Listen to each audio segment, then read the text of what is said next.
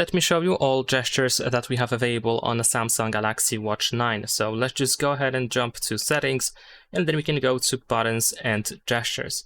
Now in here we should be able to find raise to talk, and the first gesture that we have available in here. You should be able to raise your wrist towards your mouth and start talking. You can choose the AI that should be activated when you perform this gesture, and the AI assistant that you choose will respond.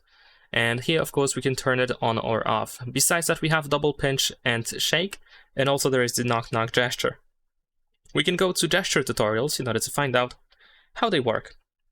So in the case of double pinch, as you can see here, we can just simply pinch with our fingers twice in order to answer calls, to dismiss alerts, to scroll through notifications, play or pause music, or take pictures. A double pinch icon will appear in places where you can use this gesture, and you can also use this gesture to open the app or now bar shown at the bottom of your watch face.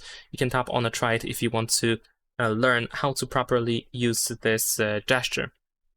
Besides that, we have the shake, so we can rotate our wrist twice to decline incoming calls, and to dismiss alerts such as alarms, timers, and reminders. We can also return to the watch face after checking a notification, or we can discard entered text while typing. And however, some apps can only be muted and not dismissed. And there is also the knock knock gesture, so we can quick launch.